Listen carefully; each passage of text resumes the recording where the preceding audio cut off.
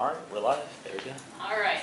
So, welcome to our 4th class out of 5. So today we're talking about managing conflict in a relationship, which I'm sure is relevant to all of us, no matter where we are, whether we're currently in a relationship or not. Stuff is helpful generally just in our lives. But what we're going to talk about today is, first of all, the importance of conflict. I'll explain what I mean by that in a second, because that might seem counterintuitive to some people. Myths and truths about conflict, tips for when you're the person being confronted in a relationship about something, and then he's going to take over from that point and talk about the art of confrontation. Because it is an art, and how, when you're the one that has to rock the boat in a relationship, how best to do that to keep it from exploding. And he'll cover that piece of it. So, first of all, the importance of conflict. And what do I mean by this? Like, who wants conflict and why is this important in a relationship? Well, the truth is that healthy relationships require conflict. Because if there is no conflict, that usually means that somebody's needs in the relationship aren't getting met. We talked about that some last week with the passive communication styles. But if we're constantly avoiding conflict, that means that our needs are not getting met in the relationship. And it usually means that we're starting to drift apart, because actually studies show, and I didn't include the specifics in here, but there's 2 different types of couples that usually go to couples counseling. There's the ones who are always angry, exploding, getting really heated all the time. And then there's the ones that just don't talk anymore. Like, they live in the same place, they kind of do their own thing, they just don't talk about issues. And what they've found is the couples who don't talk and don't have conflict are more likely to get a divorce than the ones who argue really heatedly all the time. And that's because that means that either they're not invested in the relationship anymore, or they just kind of checked out because they're tired of the conflict. But there's really not that investment going in anymore. When there's conflict, that means that you still care. You care about the other person's opinions, you care about the relationship, and that means that you're still willing to invest into it. So conflict is not a bad thing, but there's definitely a better and a worse way to have conflict. But I just want to start out with that premise, and I'll get more into the specifics of that when we get into the myths about conflict. But we have to have these rocking the boat little seasons, because one, our partner can't read our minds. So they don't know always when they're doing things that upset us. They don't always know when we have preferences. And so we have to initiate those really hard conversations sometimes. And we can't be so afraid of conflict that we don't do that. Also, like I said earlier, a lack of confrontation has negative consequences, like avoiding each other because you know if you talk to each other it's probably going to blow up, or just not getting your needs met, or looking other places to get your needs met instead of your partner. So conflict is very important. So I want to kind of debunk some of the myths that we sometimes have about conflict, and these could be more common if we grew up in an unhealthy environment. So one, if we grew up in a home where there was always conflict, when things got aggressive or things like that, we may be very conflict averse, of like, we always assume in our minds that if we rock the boat that it's going to explode, or that the person's going to leave, or it's going to sink. And so there can be that really negative belief about conflict. On the other hand, if you grew up in a home where things just weren't talked about, that may be the norm, and having conflict may be really, really, really uncomfortable. So I want to dispel some of the myths that come from that. So myth number 1, if I confront my partner, I'm being selfish. Sometimes we hold that view of like, okay, you know, causing conflict in a relationship isn't really worth it. Like, that's me being selfish. I should just put my needs aside and not worry about it. But actually, no, in the long run, that's really not helpful or healthy. You deserve to have your needs met in the relationship just as much as your partner does. And when you're constantly putting your needs off to the side, trying to avoid conflict, then your needs aren't getting met and it's a one-sided relationship. One-sided relationships can only last so long at being healthy. So we have to, it's not being selfish to confront your partner about something. I mean, yeah, if you're confronting them about every single little thing and nitpicking them all the time. That's probably not healthy. But there's a time and a place to have these conversations. Myth number 2, if I confront my partner, he or she might get upset. Okay, there's probably some truth to this. None of us like to be confronted or told what we're doing wrong. And a lot of times our initial reaction to that is to get a little bit upset. So yeah, there might be some truth behind this piece. But the truth also is that if you have a strong relationship with someone, they want you to tell them the truth of what's going on. Especially if you're speaking it out of a place of love and out of a place of, I care about this relationship and I want us to move forward, and they should be able to handle that. So we have to understand, and I'll talk a little bit more about this in another myth, that even if our partner does get upset, that's not necessarily a bad thing. And the relationship, if it's healthy and meant to be, then it should be able to withstand that. And it won't last forever. Myth number 3, if I confront my partner, I might ruin the relationship. This myth here, anybody could hold this, but I think it's a little more relevant for people who are dating or just starting to get to know each other, or who might not be in a committed relationship yet, but it definitely could hold true for anybody.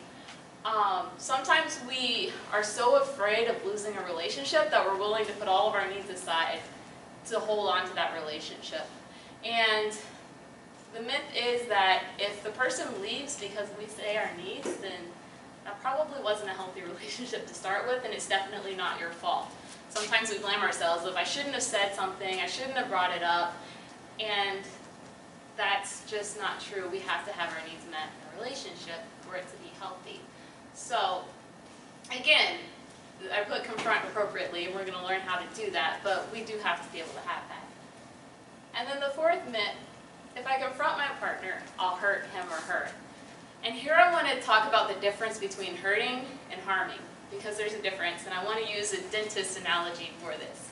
So say you go to the dentist, and the dentist tells you that you have a cavity, and it needs to be filled. And you're like, man, I hate getting cavities filled. It hurts. Maybe you need a root canal because it went too long. Like, that hurts, and it's like, no, I don't want to do it. But you know, if you let it go, it's just going to get worse. The decay's going to get worse. You might lose your whole tooth. So you're like, okay, I'll let the dentist hurt me in a way because I know it's good for me and I know it's what I need. Versus all those gummy worms that you had a bag of every day at your office desk that you were eating every day that caused the cavity in the first place, those probably didn't hurt when you were eating them. They probably felt really, really good. But over time, they were harmful. And so that's the difference between hurt and harm.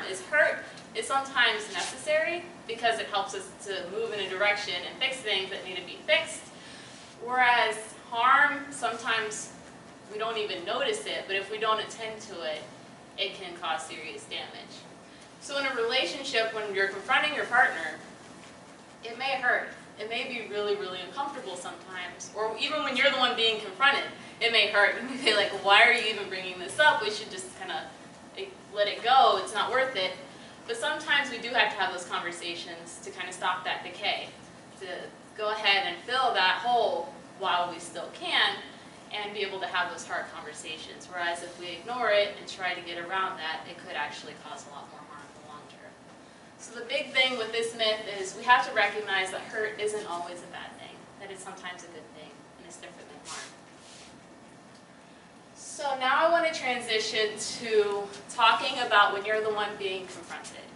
Because even when it comes to being confronted, even though you're not the one initiating it, there's a better and a worse way to do that. So the first thing, say your partner comes up to you like, hey, we need to talk. Like, something's not right. We need to have this conversation. Step number 1, make sure you have your listening ears on. Devin talked a little bit about this last week in the communication class. But a lot of times, we don't really listen. As soon as we hear something's wrong, we jump in defensive mode of like, okay, we're in a battle now. I gotta pull out my sword and swing back before you hit me. And so we jump straight in that defensive mode, and we're not really listening. We're listening for ammo or little holes in their argument so we can fire back. And that is not what we should be doing. What we have to do is really, truly listen. So if your partner comes and says, hey, I want to talk about something, I notice every time I come home, you're on your phone and you really don't acknowledge me, and I really want to have a conversation about this. Okay, listening doesn't mean shouting back all of a sudden like, well, if you weren't coming home so late, I wouldn't be so tired, and that's not how we should be confronted. We have to really, really listen. Listen for what is their experience in this. Okay, maybe I don't agree with it or I don't see it right away, and I've definitely been in this seat before to where I'm like, I don't even know what you're talking about. But take the time to really listen to their point of view. Really listen for what is their experience and what's the emotion behind it. So for example, with what I just said, he's telling me every time he comes home, I'm on my phone and not acknowledging him, he probably feels neglected. Or maybe he feels like he's not valued, or maybe he feels unimportant. But really listening for what is his experience in this, and acknowledging it and saying, you know what, I realize my actions are causing you to feel neglected, or whatever. And really listening to where they're coming from. Don't get defensive, I talked about that. Another thing is that whole thing where we get defensive and want to like war over any conflict, we can't see confrontation in that light. We have to see it as an opportunity to grow. Because the truth is, we can't just maintain the status quo in a relationship. Relationships are always either getting closer to one another or drifting away. And a lot of times we kind of go like this throughout the course of a relationship. But we have to be intentional about growing along with each other. And confrontation, as uncomfortable as it is an opportunity to grow together. To figure out what are the needs that my partner has, how can I be a better partner to this person that I'm committed to. And so we have to see it as an opportunity to grow. And when we see it that way, we're much less likely to get defensive and to start arguing back because we're like, okay, I really want to hear. How can I be better? And again, don't retort back with what the other person did wrong. Yes, there's two sides to the story, and yes, our behaviors a lot of times affect each other. So yes, maybe I am on my phone because it's 11:30 at night, my partner's, this isn't a true story, I'm making this up, 11:30 at night, my partner's getting home and I'm exhausted and I really don't have any energy left to spend with him. Okay, maybe that's a true story and that's right, but I can't retort back with that right away. I have to really take the time to listen. Where is my partner coming from? And then later, when we're decided, okay, we're going to work together, we're going to problem solve, I can bring up my side too, and we can work together and figure out some solutions. But that can't be our first go-to. That's a really good way to escalate the conflict really quickly and get into an argument. So these are just some tips for when you're the one being confronted. And now I'm going to hand it over to him to talk about how to confront when you're the one that has to initiate, when you're the one that has to rock the boat. So. So I'm going to talk about the art of confrontation. Just to give a couple of things that I feel would be very helpful when it comes to dealing with issues in relationships. And a lot of these things, if you make them general, they'll apply to friendships, or apply with parents, or apply with whomever. These ideas works with all types of relationships. So let me go ahead and get started. We're going to look at confrontation in 3 movements. Before the confrontation, during the confrontation, and after. Oftentimes when we think of what do we do with confrontation, we think of the things we do during the actual confrontation. I'd say going into and what you do afterwards carries a bulk of the direction on how things are going to turn out in the long term. So I'm really excited about this. I think there's going to be some really helpful things that are really going to make a difference for you guys. So before confrontation, first thing, so let's say there's some circumstance or situation that calls you to feel compromised. You feel some type of way. Separate yourself from the situation. Whether that be physically, whatever you need to do. If you feel emotional or particularly passionate about some situation that's happened, you need to take a time out. Because here's the thing, emotional reasoning is dangerous. It's like, those commercials where it says you're not yourself when you're hungry, eat a Snickers. You are not yourself when you're angry. And they say, oh, but when I'm angry, I feel emboldened and I can pull all these things out of me. Okay, you may be saying true things, but you want to say true things the right way in the right time. And I can guarantee you this, there's not a lot of things I'm sure about in life. This is one thing I am sure about. I'm going to tell you this. If you're in a committed relationship, being angry, while you're angry, that is not the right time to confront. If you are angry, it is not the right time to confront. You need to cool off. And so, like she said in the opening, I want to hit it from the faith perspective. And so part of that, you got to pray. Ask God for wisdom and direction on how to handle the situation. And for our wonderful friends here who are not particularly of a faith persuasion, that's okay. Just the act of reflecting on the situation, that in of itself is going to make a tremendous impact. That's one of the beautiful things about prayer, is that it causes you to step outside of your situation and to look at it objectively. That's one of the reasons why prayer is so powerful. Outside of the supernatural component, it helps you objectify your situation and kind of look at it with a clear head. And so I would say that. And you want to try to understand the issue from the other person's perspective. You got to, and a lot of these things are going to sound similar. They're going to coincide, and that's fine.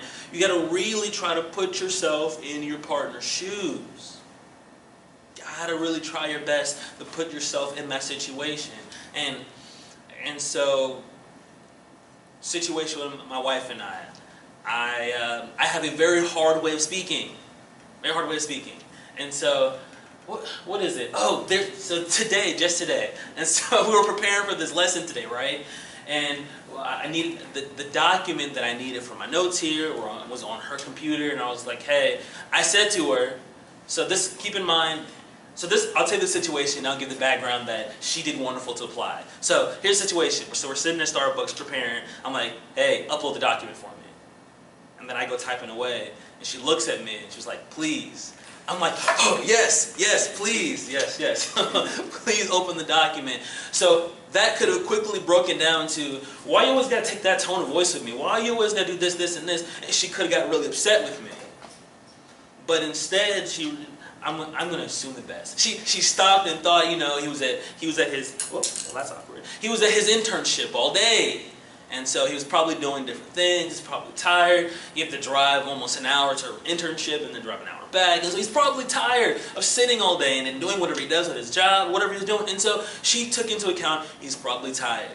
Also, remember we talked about differences before. There's going to be a lot of application from the other classes. And so she was like, yeah, I remember his upbringing, and so this is generally how he is. And so she's like, okay, all things considered, he's probably not trying to be a jerk on purpose. Let me just gently remind him, hey, there's a thing called manners. Use them. Noted. Thanks, bud. And so put yourself in the other person's shoes. And so another thing you want to do, you want to reflect on the relationship with the person, so your partner, reflect on the relationship at a time before the conflict. Okay, what does that mean? And so a lot of times, and just varying on different degrees, the more intense the disagreement, the more the intense the argument, the more you need to introspect. Okay? And so if you felt like you just left an earth-shattering argument, and you're like, yo, God, is this the woman that you brought me? We about to have some problems. Like, what's going on? So when you're having one of those type of disagreements, let's look at life before this argument happened.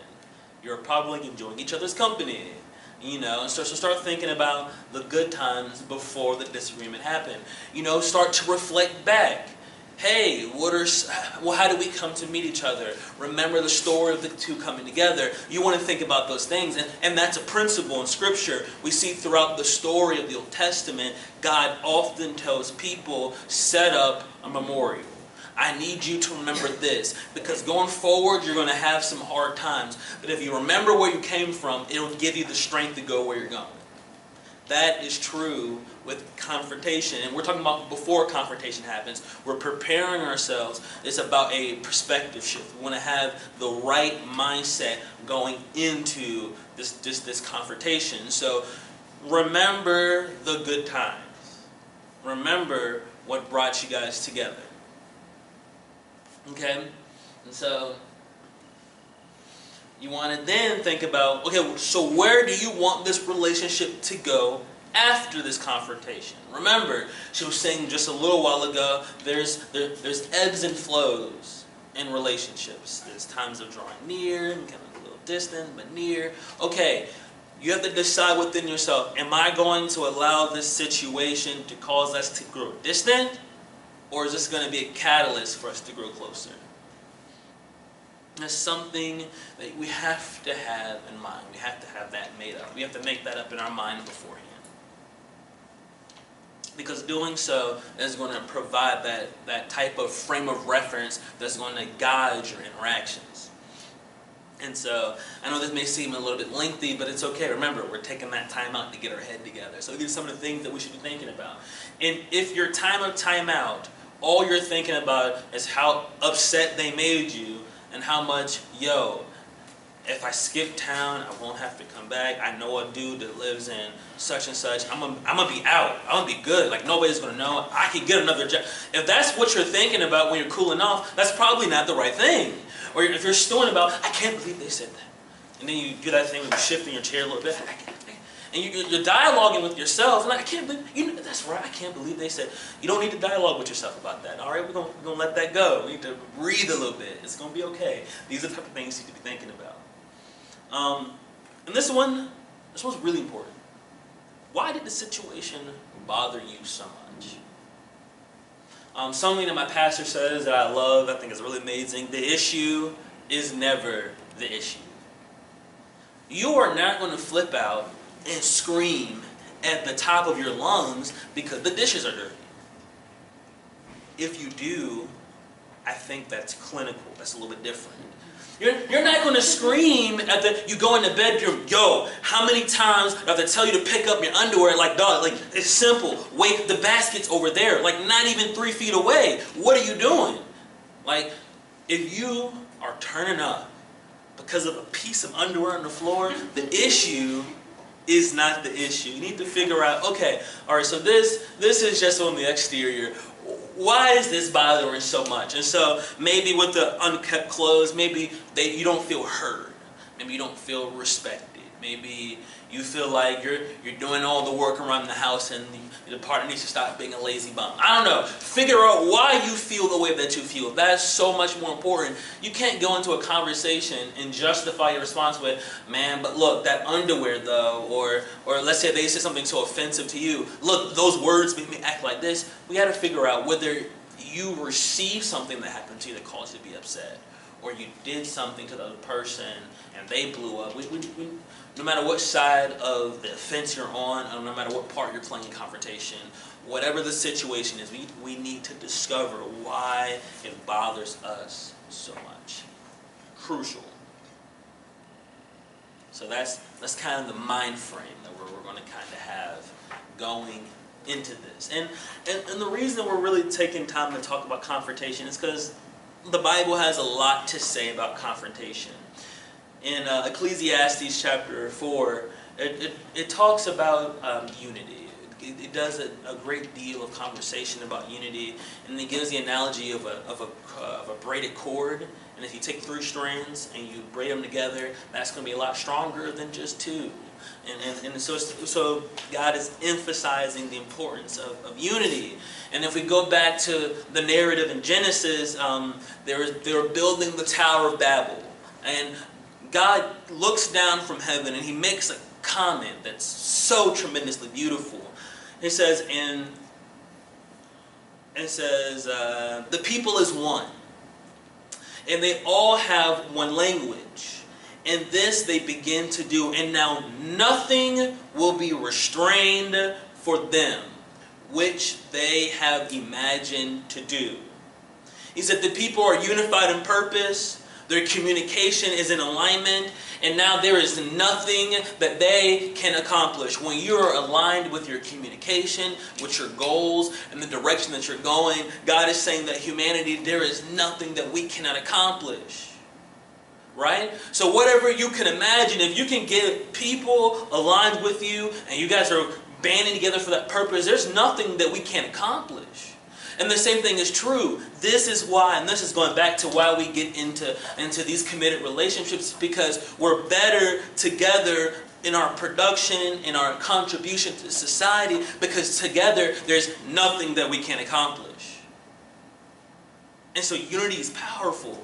And God is so about that. And that's why we're taking the time to talk about this confrontation, because if you can be unified in your relationships, my goodness, the powerful impact that it will have on your life is beyond what you can imagine. So we're going to talk a little bit now about during confrontation. It's a lot, but it's okay. We've read this verse before. It's beautiful. And so I'm just going to discuss it just a little bit. I won't go into tremendous detail. We've already done a previous class. And so when you are going to confront, let's say you've been offended and you're feeling some way, and now you're about to go address the situation, this verse needs to consume your existence. Whether you are of faith or not, it doesn't matter. The content of this needs to be in your being. It's so good. It says, because when you go to confront someone, it needs to be done with an attitude and a spirit of love. You got to have the right attitude when you're doing it. And so if this is not in the forefront of your mind when you go to confront the person, you are not ready to confront. You need to cool off just a little bit more. Maybe take a cold shower or something. I don't know. Here we go. First Corinthians. Let's take a look. It says that love endures with patience and serenity. It is kind and thoughtful. Is what you're about to say kind and thoughtful. It's not jealous or envious. Let's say if you're feeling intense feelings of envy and jealousy, and there's a proper way to be jealous. I believe there's a healthy way. But are you being overrun by that jealousy? Is that the primary motive and mover for why you're interacting? If so, that's a concern. Love does not brag, and it's not proud or arrogant. It's not rude. Is what you're about to say when you confront, is it going to be rude when it comes out your mouth? We need to be careful of that. It's not self-seeking. Are you confronting to get it off your chest, or are we confronting to make things better? Those are two different things. If you're just saying, oh, well, I'm about to speak my mind, and then I'm going to feel real good, and when I'm done, I'm going to go on a drive or something, because I feel good, I got that out of my system. Look, it's not self-seeking. All right, that's not the attitude we need to have, right? So it's not provoked. So here we go. Nor overly sensitive or easily angered. That's why we take this time out to get our emotions together. It does not take into account wrong endured. It does not take into account wrongs endured. When you're going to confront a situation, the thing that you need to have in mind is not so much these are different situations and problems. I just noticed that it's kind of cut off. Might be. So,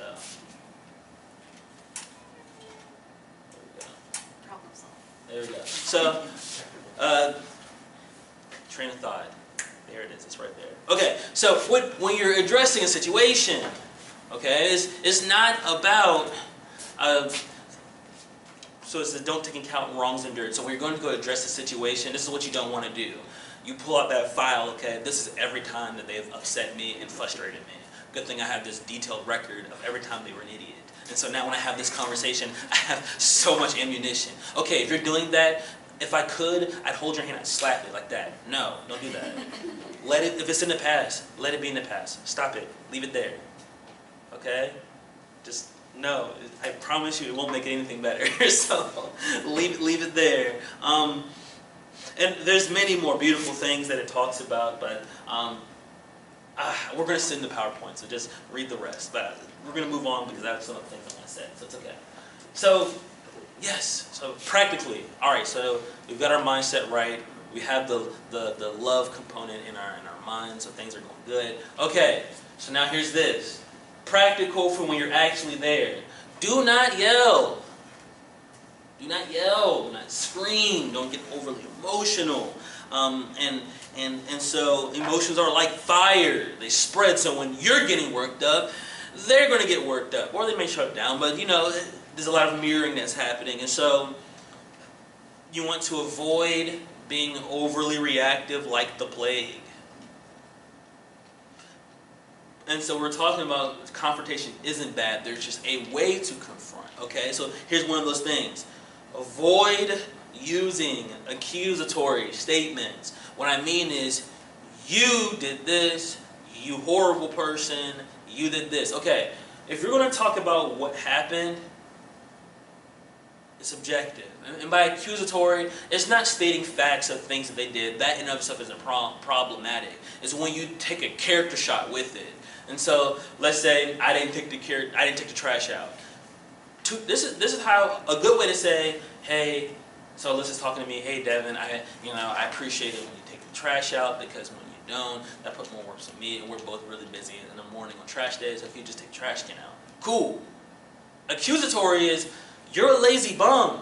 Like, I thought you were a man. You can't even take the trash can out? My goodness. You start pulling the man card. I'm like, I have to go to work today, but my man card's been pulled, and now I feel some type of way, and so I'm going to go snap at work because my wife's pulling my man card, and I'm about to snap it. I'm joking. I'm not going to snap. I'm going to hold it together. So when you're addressing a situation, please don't make a character shot. Just say, hey, this is what happened.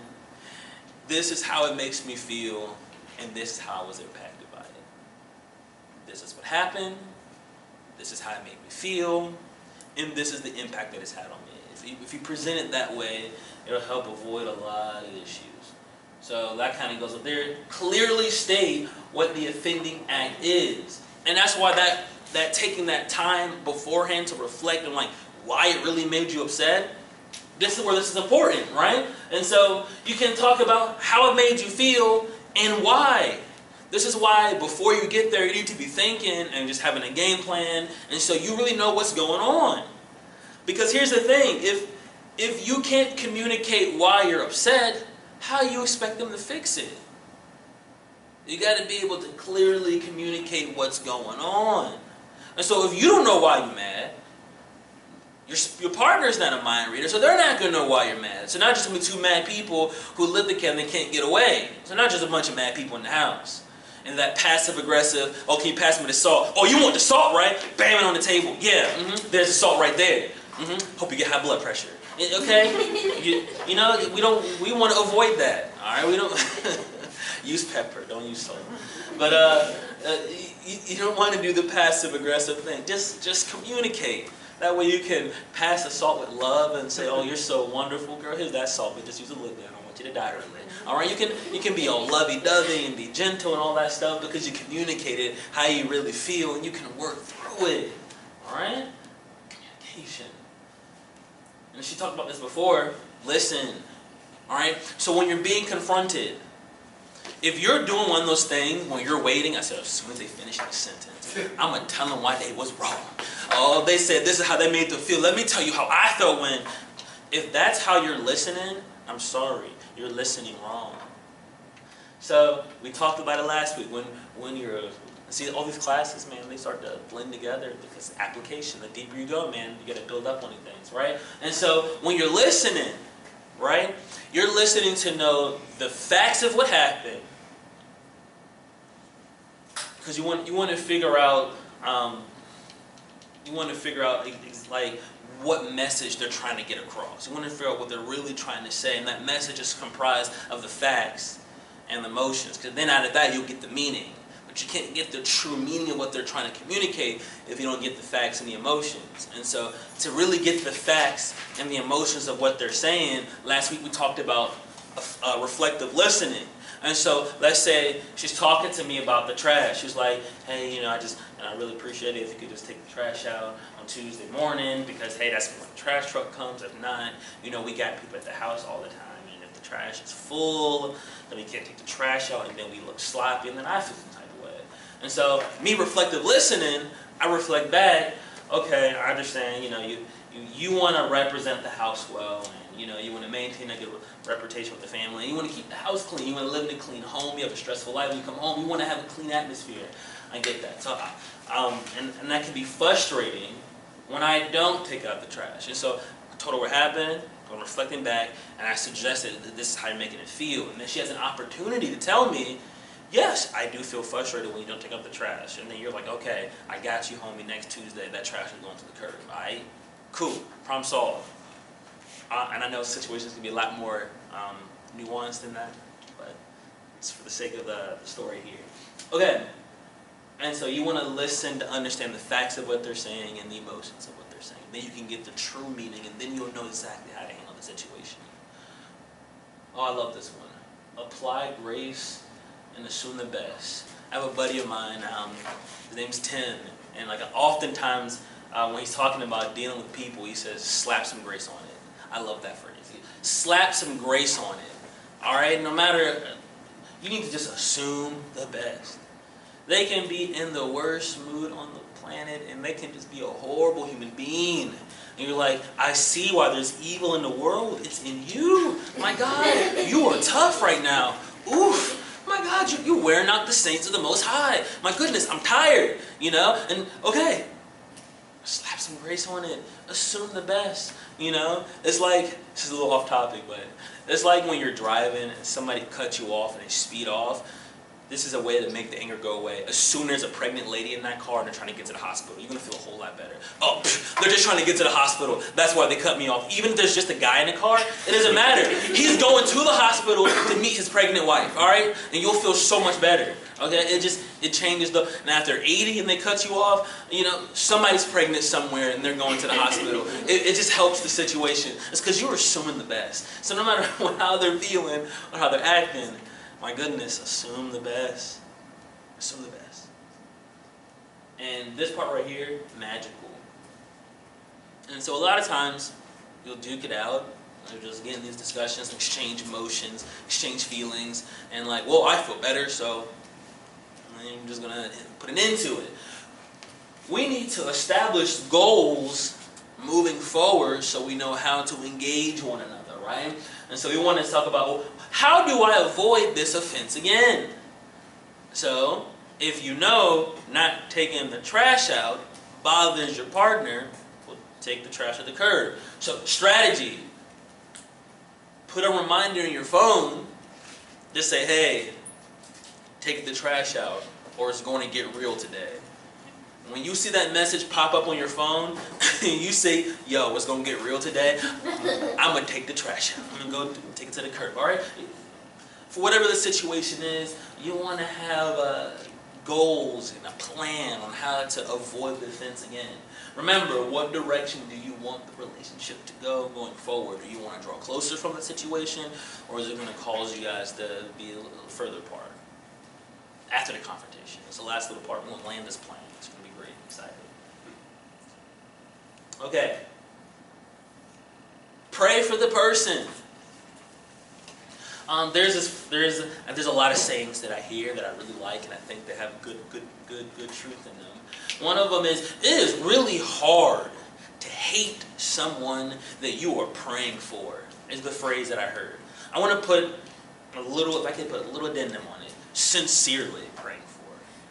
Because if you're praying for the person, shout out to C.S. Lewis, he had a book,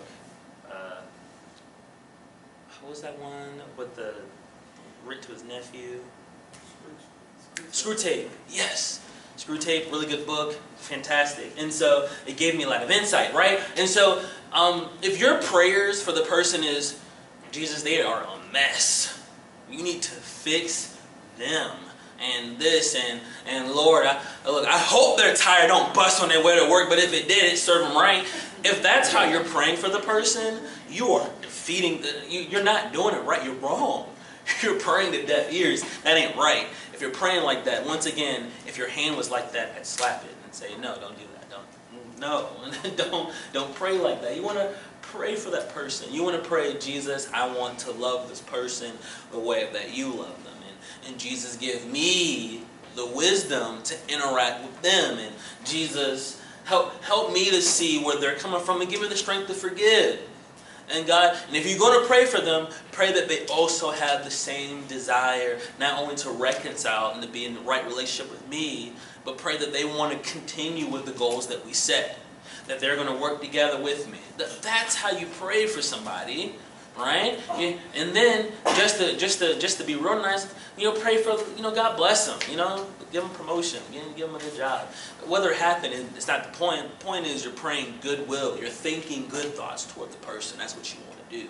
Pray for the person. I think number 2 is pretty obvious, but I'm going to say it again. Stop doing the thing that causes the other person to be offended. Or some people's cases, stop being so easily offended. Like you have to get over stuff. Like life is hard. The Bible says that offenses will come. If you're a human being and you exist, you're going to be offended. It can't not happen. And if you're married to a person or you're in a committed relationship with a person who is not 100% exactly the same as you in every single way, they're going to offend you. Get over it. Okay, that's going to help a whole lot. It's just, when you realize that your partner's human and they're not God, and that they're not your ultimate source of happiness and pleasure and joy, and that they're your partner that you're building your life with, and you have proper expectations, my goodness, it makes all the difference. Your partner is not God. And for all of our friends that aren't particularly religious, your partner is not perfect. They are not the ideal, the perfect human. And so they are not the source of your happiness. They're not your reason for being. They're not the sun in your cloudy day, or what's it, that song, My Girl, what all that. Yeah, no, that's a bunch of malarkey. No, don't let that taint your thinking of your. Don't put your partner on this high pedestal to where that if they deviate from perfection 1 iota, now you're going to crucify them and say, hey, I thought you were perfect, but my goodness, your poop stinks too. Like, this is the problem. Like, what's going on? There's no way. Right? What? Your breath stinks in the morning when you first wake up? My goodness, you're not perfect. And then, obviously there's deeper things beyond that, but no, your partner's not perfect, so don't expect them to be. And so, humility is an essential component of love. And humility is simply, you're more concerned about their well-being over your well-being. And the importance of that is that when you are being confronted, it stops to be, okay, I don't have to be right. I don't have to win this argument. I don't have to do this. You can shift your focus away from self into, all right, what's for the good of the relationship. And this should be the last point. Here we go. Yes, this is the last point here. This one is really important, really tricky, and very difficult. But if you can do this, it'll make a lot of help. You got to keep each other accountable. And so let's say after you finish discussing how you feel and your conflict resolution, you're coming with a game plan. So this is what we're going to do going forward. When you establish what you're going to do going forward, and you've come up with a collaborative method on how you're going to avoid this offense, how you're going to fix the issue, and how you're going to address it, right? You got to have communication then. Set it out from the get-go. All right, so here's the thing. Here's our game plan. This is what we're going to do. We are both voluntarily agreeing to abide by this game plan. So that means if either one of us deviates from this, we need permission to put each other back in line. You got to keep each other accountable.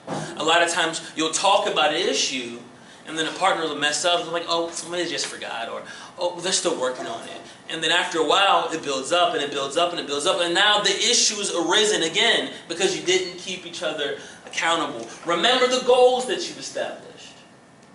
When your partner, so after you've had the confrontation, after you've had the conversation, after you set the goals, when your partner does something that you don't like, and you've already confronted them about it, keep them accountable. Don't wait. And there should be another one that says, beside don't wait, that says, don't do it publicly in front of all their friends and embarrass them and make them feel really, really bad and cause a lot of unnecessary tension in your relationship. But politely talk to them so they can see an example of exactly the type of behaviors that are causing issues, so now they know better going forward how to handle the situation. And the very last thing, be open to receiving correction and criticism. If you can remember this will help a lot. We are all human. We're all imperfect. And we all make mistakes. Okay? That healthy understanding of your humanity does two things. One, it makes you a whole lot more forgiving. And two, it makes you a whole lot more able to receive correction because you're not always right. You know what? Maybe I was wrong this time. So, that's all that I have for you guys. So just kind of in conclusion, summarizing and wrapping everything up, we have to remember confrontation is necessary, but there's a good way to do it that's much less likely to blow up and be really unpleasant. I mean, it's probably always going to be slightly unpleasant, but we can definitely smooth it over and make it to where we're working together. Because we have to remember the goal of confrontation is not to kill our partner or to throw them under the bus or to prove ourselves right. The goal of confrontation has to be, how can we make this relationship better? How can we help each other grow? How can I grow? Not how can I fix you all the time, but how can we both grow together? And when we have that mindset, it makes a big difference. I mean, a lot of the nuances of how to practice this takes practice. Just like last week with the communication, like this takes practice, and it really does take being intentional of going through these steps. But I think the biggest thing, if you could take away, is just the mindset to have with it. That what is the purpose of confrontation? The purpose is not to make me feel better. The purpose is not to prove that I'm right. The purpose is to grow together in love with each other and to make sure that each other's needs are being met. And so I think that's what I would really want to say, just to summarize it all. And if you click to one more page, as always, here's our contact information. We're more than happy to collaborate with any of you if you have any additional questions. We're going to open the floor for questions in a minute, but if you have any that are just a little bit more personal, or if you want to sit down together with us and really just talk through something, we're more than happy to do that. Again, my caveat, even though I'm a psychologist, I'm not going to provide mental health care to any of you guys. This is really just a way that we want to give back and minister, but feel free to take a picture of it. We'll also, if everyone who is your first time here or you haven't filled out one of our contact sheets before, if you could raise your hand, that way we can get your email and we can send out the PowerPoint to you, and if it's your first time, we'll send out the PowerPoints from the last few weeks as well. So if you go ahead and raise your hand if you'd like that, and our people in the back will... I filled it out. Oh, you did? Okay, great. Did you fill one out already too? No? Okay, so they'll get one to you. You can stay right where you're at, they'll come to you. So, yeah, so we'll send it to you as well, and you'll have our information there. So, toss it back to you, Devin. So, I'm going to open the floor for questions. It's going to be great. Yes. Sure. Whose Facebook is that? It's the page. It's Oh. so we made an announcement in the beginning. And so, like we said before, this is sponsored by Transform HVA. They're the sponsors for these classes, and the church that we're starting here, we're recording the classes for all the people who are not able to make it today. Can I go back and watch that? Yeah, Absolutely. definitely. And So, that's on what? our business card's on the back table, so it has our social media info on there too. So, she'll bring you one right now, that way. That way you can have access. And it'll have all the ones that we have recorded, it'll be there. Yeah, we weren't able to record the first week, but the last 2 weeks are up there as well, recorded live, so, yeah. And we're also getting a YouTube channel up and going. We're going to start getting some videos, some content there, and some other things that will be discussed. Many different topics ranging from many different life things. We're going to start getting that going too. And so if you just go to the Facebook page, you'll be able to, we're in the process, we're a little bit slow, but we're getting all that together there too. That way you'll have access not to just this, but other topics that we're going to be discussing and talking about that we weren't able to be covered here per se. And so we do want to open up for questions, and you might have any questions. Sure. Hey. So, do you have any tips for during confrontation, if the other person is really emotional at the time, a way to kind of diffuse the situation to have them kind of step back without adding to it? Because sometimes somebody's really working like and say, okay, when you take a breath, that just intensifies the situation. Yeah, Is it a good way that you guys know to diffuse it if somebody's really worked up, somebody's not in a heightened state? That's a really great question because that happens a lot. I think the biggest thing is kind of what he had mentioned earlier about when we're really in an emotional state, we really can't get anything productive done. So if we're trying to have that really tough conversation and one person's really emotional, we're not going to get anywhere in that moment. So that's when we really need to take a step back and be like, okay, let's take a timeout. The trick with the timeout is it can't be an indefinite timeout. We have to state at that moment, okay, how long of a space do we need? Do we need 10 minutes, or do we need an hour, or maybe we need to come back to this tomorrow? I mean, you can decide on that time, and that's kind of a good conversation to have when you're not angry, just with each other to figure out, okay, when we get upset, how long do we usually need to process, because everyone's a bit different. But have a set time of, okay, we're going to come back tonight after dinner and talk about this again. And the trick is, while you're in timeout, you can't just be fuming about the situation the whole time, because that defeats the purpose of the timeout. Go do something enjoyable. Go, if you enjoy going for a walk, go for a walk. If you want to just watch a Netflix movie, something that's enjoyable, that's going to get your mind off of it, and that'll bring your emotions down. So that way when you come back to the conversation later, you're both in a lot more of a reasonable mind and can have that conversation. That would be my biggest advice for that. Do you have anything you want to add? Ditto. Okay. I think that was very good. Hope that answered your question. Okay, cool. Anybody else? Any other questions? Alrighty. If not, also, just like I said, if you know some friends that are going, Yeah. yes, Go for it. go ahead, please, please, please, please. Hello. Well, okay, I'm just gonna try to phrase this nicely. If I'm upset about something, I'll be like, you offended me when this was this is. And then it's automatically like turned around to like now you're the one that's offended. When I said, hey, this bothered me when you said or did this, and then it's like, now it's just turned around and then now it's just angry towards me. Like, you know what I'm saying? I'm trying not to. It's like when you... Like, now suddenly you're the victim. Like, I'm saying something, and then I'm like, hey, this offended me when you did this, but then suddenly the other person's the victim, and then it's now just something else completely. Okay, so I'll give my 2 cents on it. So when that type of situation happens, so let's say you're talking to your partner and then now they become upset and say, I recognize that now you're probably upset and that's totally fine. We'll address that issue. And this, like she was saying before, it needs to be talked about beforehand.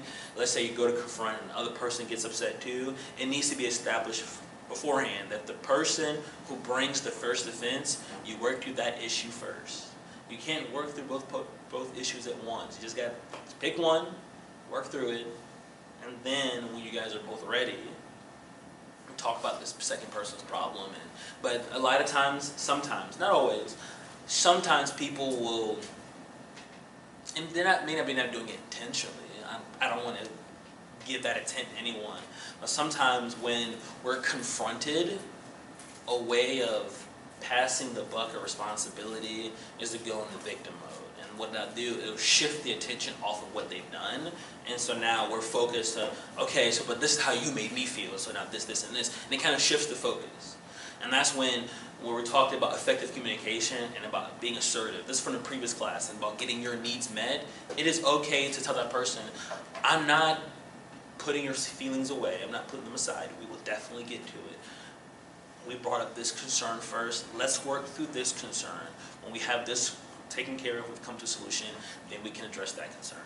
That way, because you have to have your needs met, be assertive, and that way you can get your needs met. And then you can work on another person's needs. Yeah, I think just kind of two things to add to that, because add kind of on top of that, because I'm definitely guilty of doing this very thing. So I can kind of speak from my own point of view of like, I get defensive fairly easily. So if he'll bring something up, I'll be like, all of a sudden it'll rise up in me, and sometimes it'll blurt out without me even realizing, like, what are you talking about? Like, and like, I'm totally unaware of it. So it's taken a lot of conversations for me to start becoming more aware of myself in that, because I wasn't even aware that I did that until he told me that I did. So I was totally oblivious to that. So he told me I did, and of course again, I'm like, I don't do that. But then I'm like, wait, maybe I do. Take some reflection on that. But now what I'll do is I'll feel it rising up in me, and I literally just have to take a breath and be like, wait a second, I need to hear him out. And I'll just have to take a breath, pause myself, and be like, okay, let me hear him out.